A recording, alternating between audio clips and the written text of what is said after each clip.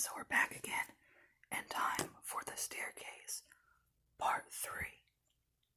So, staircase 4. We braced ourselves to be attacked again. Instead, the same lovely bird song as before greeted us. We all relaxed in increment, our hands no longer clutching at each other so tightly.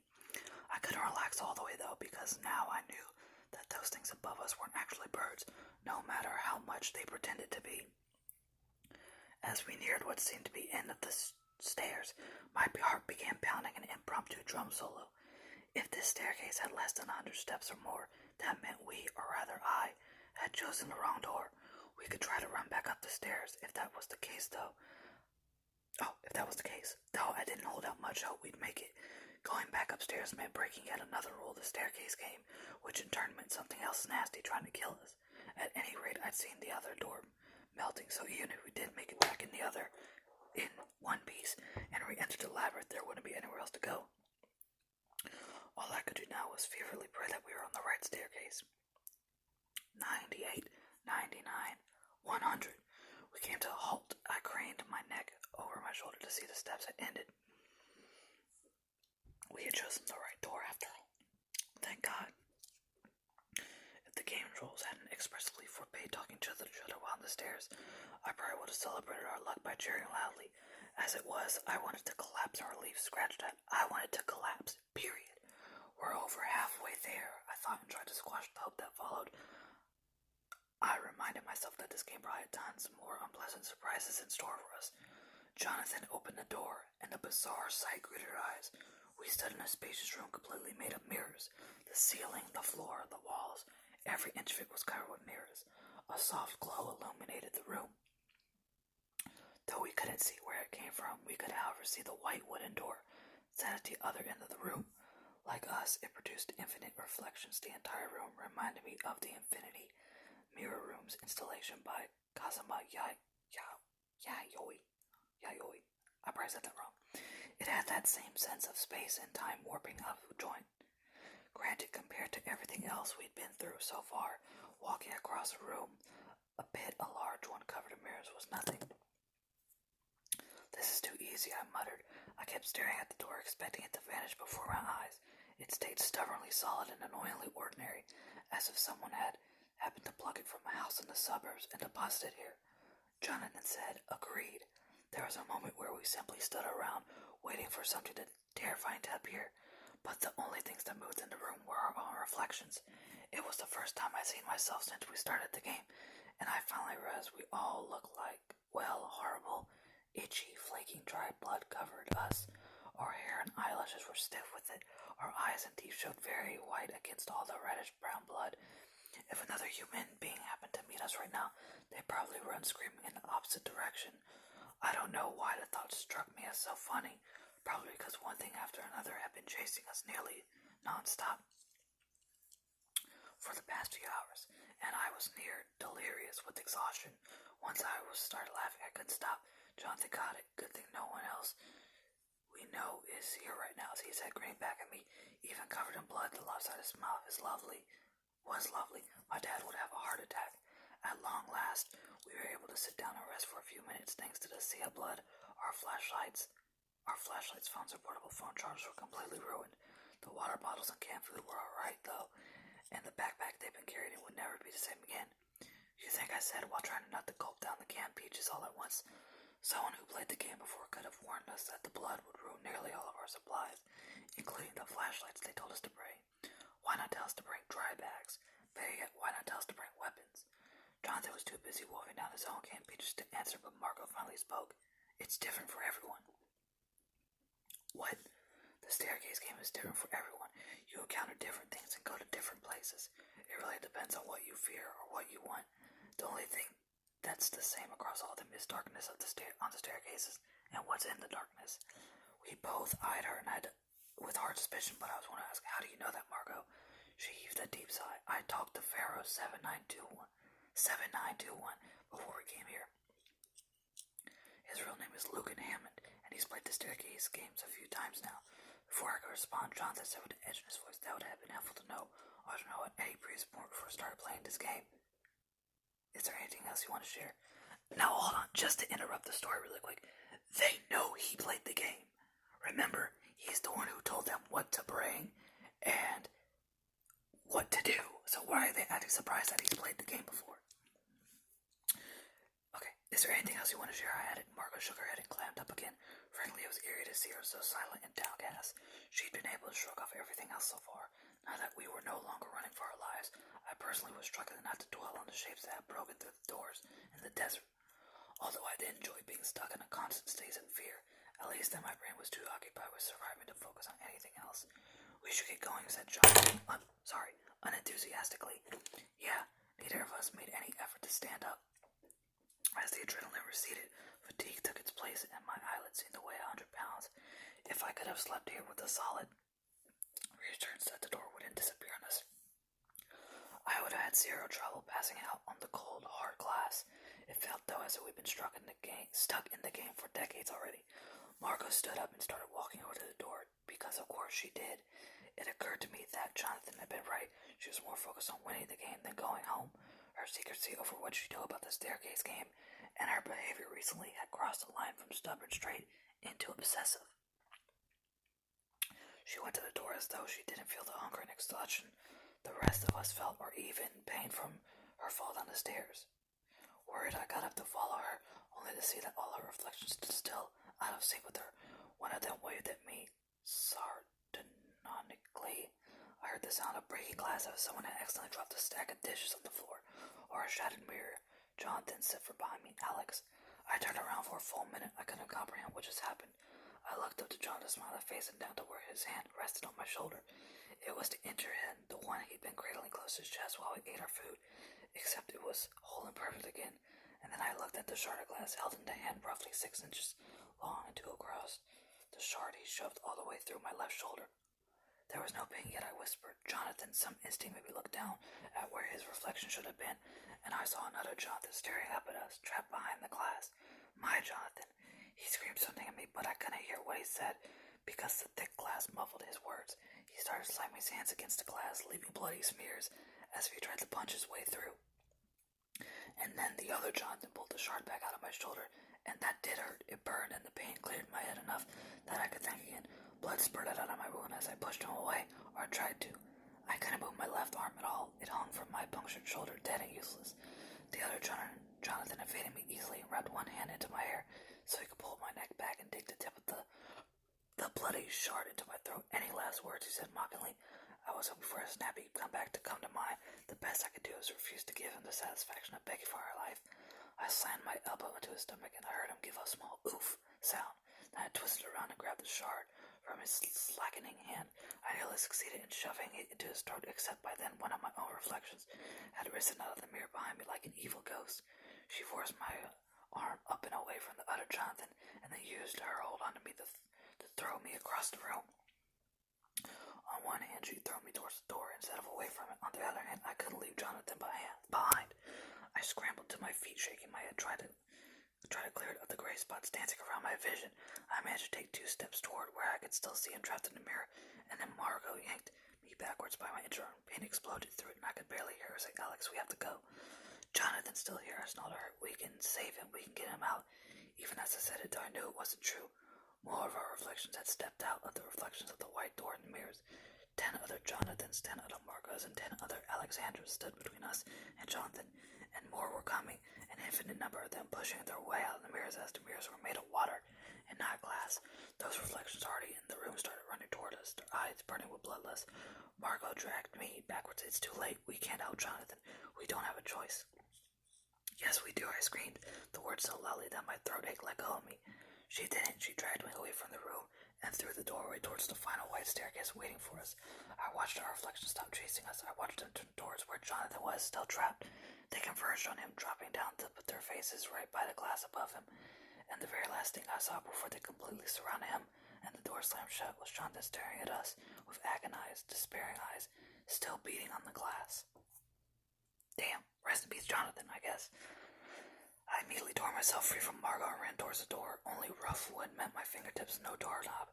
I tried to wrench it back open anyways, wrapping my fingers around the edges of the door and ignoring the sharp splinters. Right then, I didn't care about the staircase game or its dumb rules. I didn't even care about going looked at us as we left him behind. Damn. And then the door began melting under my hands. No, I thought I tried to hold it in place. Like I thought the door would turn solid again if I could make it stay still. Margot touched my shoulder and I shook her off finally, unable even to look at her. Part of me knew she'd probably been right and there was no way we could have saved Jonathan, at least not killing ourselves trapped behind the mirrors too. Yet a larger part of me seethed in rage. We could have at least tried. How could she have abandoned him like that?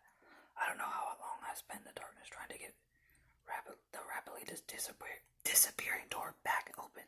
I did everything I could think of. At one point, I ran to the other side and tried to open it from there, alternating between pushing and pulling. I even flung myself through as it disappeared. That didn't work either. In the end, as the last door dissolved in front of my eyes, all I could do was stare at the empty space where it had been half a minute before. When Margot reached out to me, I didn't bat her hand away again. My mind was completely blank. I followed her obediently down the steps because I couldn't think of what else to do. Let me see. Wait. Had I missed some obvious way to open the door? Was it completely impossible to reopen after it closed? Or had I simply not tried hard enough? Halfway down the stairs, I contemplated simply sitting down and refusing to move. Yet, that wouldn't bring me any closer to saving Jonathan either. Eventually, I realized that my best bet was to make it through the next door. Maybe there would be more doors on the other side of doors that connected back to the mirror room. So Margot pulled open the door at the end of the staircase. I didn't try to dash back up the stairs again. I stepped through without hesitation. I had to shield my eyes from the warm sunlight that shone down on us. So bright it didn't seem real. As my vision adjusted, I saw that we stood in the center of a beautiful meadow, roughly the size of 2 football fields. Daffodils grew everywhere, nodding cheerfully at us, and the air smelled like spring, green and new, the scent of wet earth and growing things. It was spring here, and it would always be spring. I looked across the meadow and saw a black door, only one and no others beside it. On the riverbank closest to us, the river looked polluted. It was black as well, and it rushed around the whole meadow in a giant loop, enclosing us. The other riverbank was way past the door, was shrouded in gray, nearly opaque mist. I couldn't make out anything on the riverbank except for a boat of some kind that stood at the very edge of the bank. Sorry, damn it. Let me put this down here. A tiny, rickety boat that bobbed up and down in the furious current. One stiff breeze away from falling apart, I took a deep breath, the better to yell at Margot unexpectedly. Contentment stole over me. It was the kind of contentment you feel when it's a cold winter night and you're safely ensconced at home with your loved ones. You're sitting in cozy armchairs beside the fireplace, a good book in your hands, and you can hear the wind howling furiously, yicking at your windows. Knowing that it's absolutely awful outside only makes you more grateful to be warm and safe inside. The kind of contentment, if I stayed here, I would feel that contentment forever. No more arguments, no more worries, no more fear again, ever again. I could let go all my rage and self-loathing. It was incredibly tempting, and I most likely would have been given in if Jonathan's face hadn't flashed across my mind right then and there. Right then, the peace didn't disappear entirely. It simply lessened enough for me to decide that it wasn't yet time for me to stay here. Where am I? Almost 13 minutes, almost 14. Okay. I turned to Margot, ready to shake the answers out of her. If necessary, looking for her, I didn't have to. She saw the look on my face and said, I can explain. I glared at her, fist clenched tightly by my side. I'm waiting. The staircase game gives you whatever you want. That's what Lucan told me. What he didn't tell me is the game needs a sacrifice before it gives you anything. She took a deep breath. I saw my sister back there, Alex. I saw her in the labyrinth. She told me that she died because of me. She started to cry again. I stared at her, my anger momentarily forgotten. That's impossible, Margot. You were 3 years old when she died. She told me that I fell into the pool. The reason she died is because she went in after me. She helped me get out, Alex, and she drowned in there all by herself. What? How do you save a 3-year-old and then you drown? I wanted to tell Margot that she must have heard a lie, but it actually had a horrible ring of truth to it. I remember the corpse telling me Margot was lying. It had been right. Unwillingly, I felt a moment of sympathy for Margot. Margot threw a pleading look at me. The whole reason I even wanted to play this game was to bring her back. I had to keep going, don't you see? Her confession rendered me silent for a few minutes, and then my anger roared back to life and said, so you decided to sacrifice one of us. How did you choose Jonathan, or was it supposed to be me? No, said Margot quickly. I would never never sacrifice you. So what? You didn't give a fuck about Jonathan. I chose you, Alex. I chose you and my sister. I shook my head. No, that's not true. You chose yourself like always. Suddenly I was close to crying. Myself, except my tears were born of rage. I had always known that Margot missed her sister. Just because she could remember Marianne that well didn't mean she loved her any less. Yet I had never thought Jonathan and I would have to pay the cost of that love. How could she have lied to us? How could she possibly stand there trying to justify as if she hadn't condemned Jonathan to being trapped in the game for the rest of his life? Tell me how to get back to the mirror. I could say Jonathan Valley. I waited for her to respond, only to find her staring past me. I followed her gaze to see the dead walking toward us. They came out the river. They started out as dark gray figures with indistinguishable features, and then the closer they got to us, the more clearly I could see them, except they stayed paled and ghostly, like they were barely there. How did I know they were dead? Because Marianne led the pack. Oh, shit! She could have been Marco's twin, only the slightest difference set them apart. As someone had set out the great two identical figurines, and his hand had slipped at the last second. They had the same build, the same heart-shaped face, the same eyes, except Marianne was taller and her hair wavy instead of straight. She was explicitly older too, our age maybe, or the age she would have been if she left.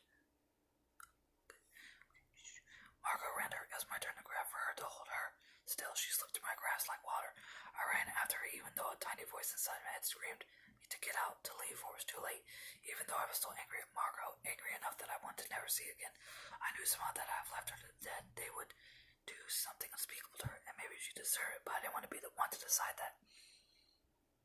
The dead stopped moving. They waited for us to come to them, and their eyes as dull and dusty as marbles. Margot finally slowed down when she reached Marianne. She stopped beside Marianne as she could believe her sister was finally here. I stopped as well, so looked at this back from them. Margot, I called. Get away from them. It was like she couldn't hear me, or maybe she simply didn't want to. She threw her arms around Marianne and hugged her tightly. Marianne didn't return to the embrace.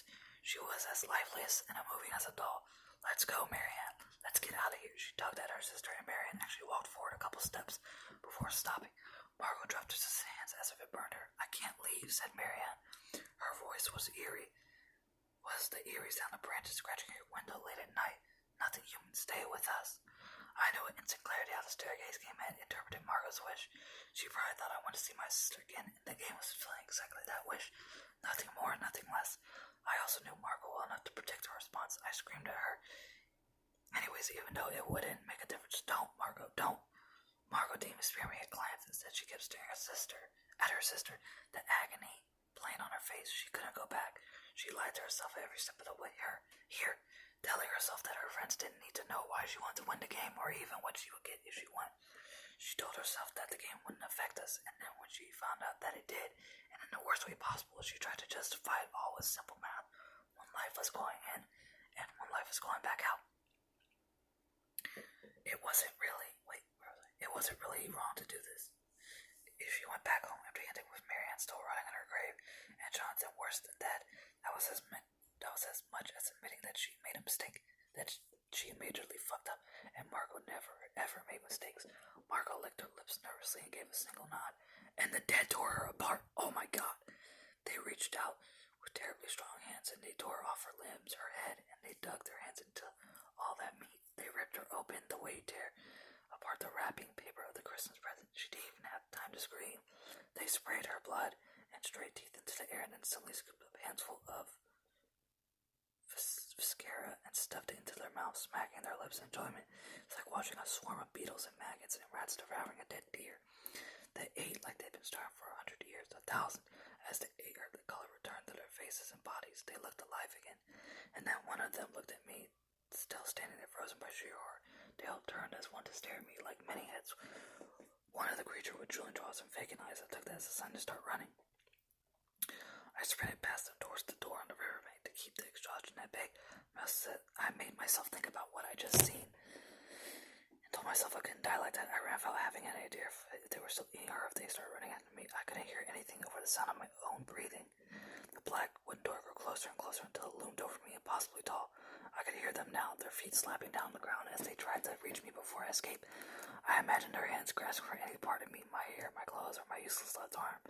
I opened the door and tumbled through without really seeing what was on the other side. I immediately scrambled up to check whether any of them had followed me through the open door, their hands outstretched into claws, their mouths gaping. There was nothing there. No door, just an empty street, an ordinary empty street that I had walked along many times before on my way to school or Margot's house. Everywhere I turned, I saw normal shops, normal houses, and apartments, normal cars and bikes, normal people going about their everyday lives, laughing or talking. There wasn't a single staircase in sight. I survived the staircase game. Any sane person would be grateful to simply be alive, and I am grateful. I am. When we first started the game, we'd been so sure of ourselves, so certain that the game would turn out to be either a hoax or completely harmless. We thought we were invincible. We were wrong. No time had passed at all since we first entered the game, and I came back the only survivor. I didn't bother attending my college orientation or any of the classes I signed up for a month ago. Instead, I focused on trying to learn more about the staircase game. Yet no matter how hard or often I scoured the internet and various paranormal discussion forums. Sorry, just checking the time. Okay,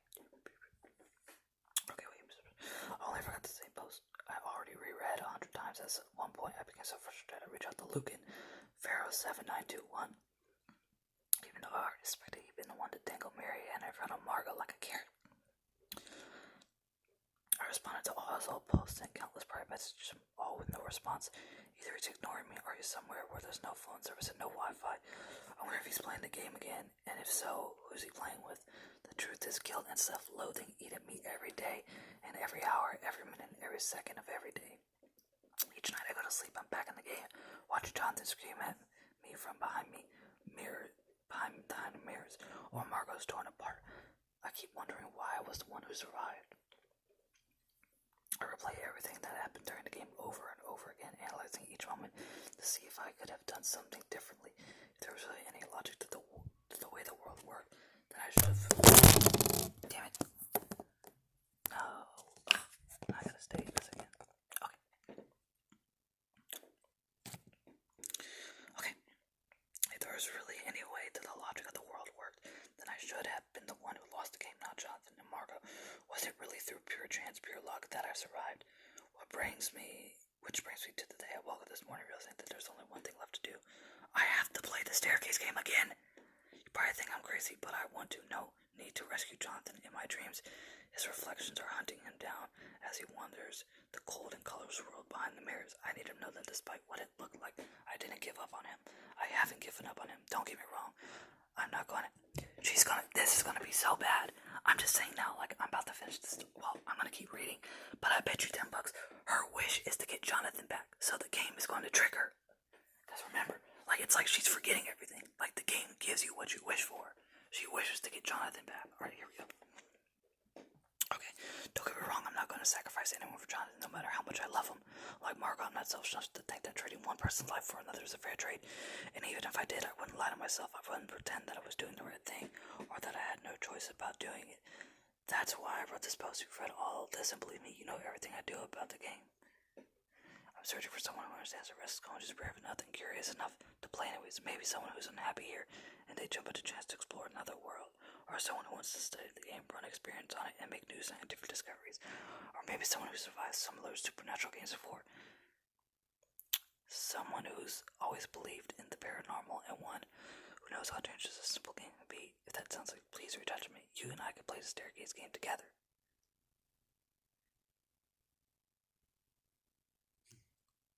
What the fuck?